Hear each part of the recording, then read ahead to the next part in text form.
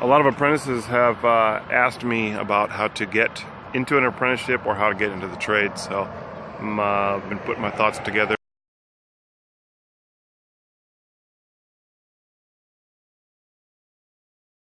You have to have an apprenticeship or some type of education. You have to work for a journeyman or a contractor at some point. You know, learning the tools and the safety and the materials is one thing, but nowadays there's a lot of code and legal issues that you have to know and account for on the job.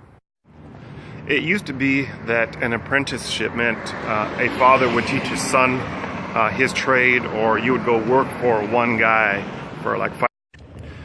But nowadays an apprenticeship means that you go to a state, either funded or state regulated school to learn the trade. Here in California there are a lot of options to get your electrical training. You know, like I've mentioned before, there's the union apprenticeship, there's non-union apprenticeship programs, there's trade schools, vocational schools, you can go to community colleges. To become an apprentice or an electrician, you basically have two paths in most states. You either go non-union or union.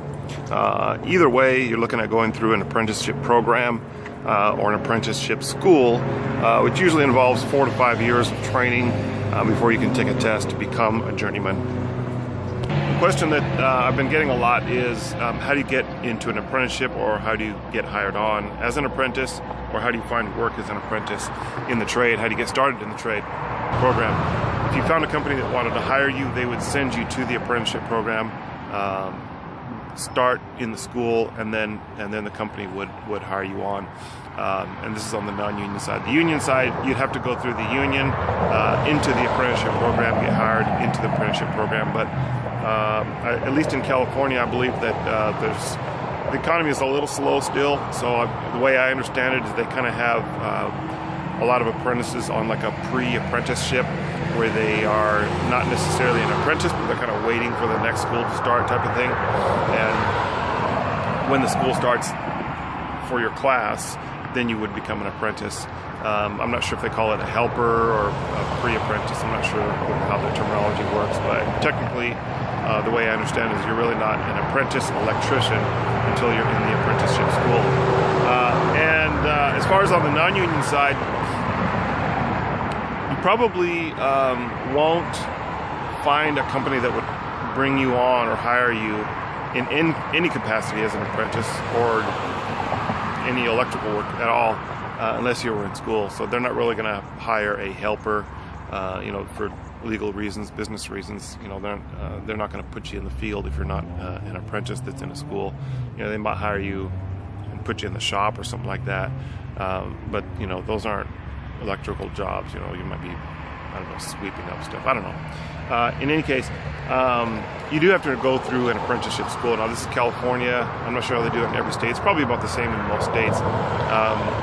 But once you get into the school, then the school will send you to a company if you don't have a company that's going to hire you on already. Now, let's say you are with a company and, you know, work gets slow, which is common. Work gets slow, you know, seasonally around winter time or whenever that may be. The jobs get slow for that company, and you have to go back to, you know, technically the company will fire you. You know, it's just a formality though. But you go back to the apprenticeship school, and they will send you to another company. So because of how this works, the apprenticeship schools, whether it's union or non-union, they're not just going to bring in apprentices, you know, in unlimited quantities. So they do have to have a balance. So if a company lets you go, you go back to the school, and the school will send you to another company. So you're concurrently going to the apprenticeship school, technically whether you have work or not, but they'll always keep you busy with work. I believe they're obligated to do that. And so you'll just be sent to another company. You wouldn't have to go look for another job yourself or another contractor to work for. The school will send you to a qualified C10 contractor.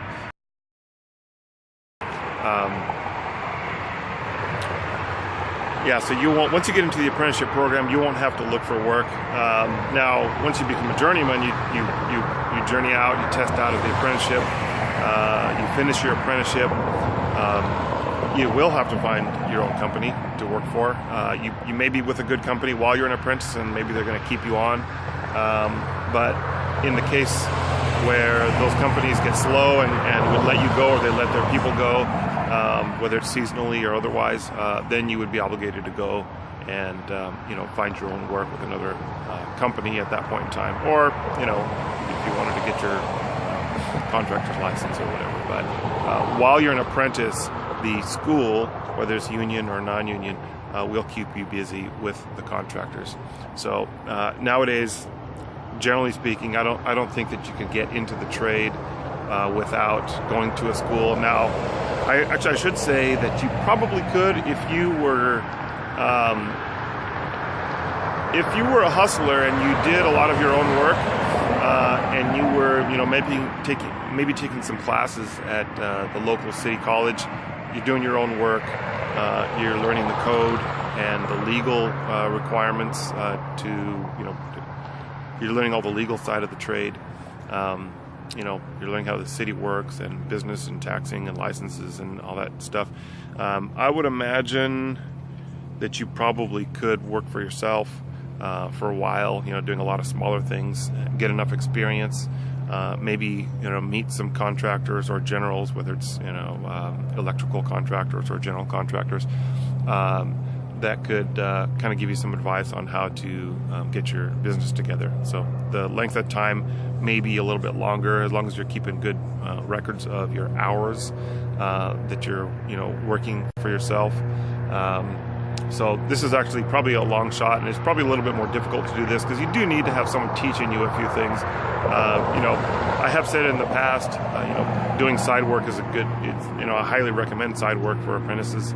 But you do have to have a mentor or a journeyman or a contractor or somebody that's been in the trade for longer than you have been to teach you some of the things that need to be taught to the younger guys. And so it's kind of like you have to learn from both. Doing your own side work, in my view, and also formal education or hands-on work, working in the field in construction. What else? So let's say you want to go in the trade. I do know people that have gone to school. They're going to the city college, and in fact, I think in California, some of the apprenticeship programs at city colleges are certified, so you don't necessarily have to go to the specific trade school. I think the state allows some city colleges to teach those vocational trades like electrical, so that you can get at least your school out of the way. I mean, you still have to have your apprenticeship hours, which means you have to work for a contractor. So that is a possibility. In fact, I do know a couple people that are doing that, and I do know a couple guys that just paid for their education. So they went to school for 9 months, paid for their electrical training, and then they went out and found their own job with a contractor afterwards. Since their electrical school training was done, they went out and then got their apprenticeship work experience through contractors on their own. So, and this is in the state of California. So there might be more states or other states that are more lenient, but I would imagine that California is a little bit more strict on this, and probably other states are kind of taking California's lead, or maybe other states, I don't know, Texas or New York, larger metropolitan areas that have a lot more formal education or formal trade schools that their electricians can go to. So anyway, I hope that's helpful for you younger guys that want to get in the trade, younger apprentices or guys that are interested in the trade. I hope that's helpful for you. And if you have any other questions, feel free to ask. Again, I'm Shane Manley for Massive Electric. Have a good day and be safe.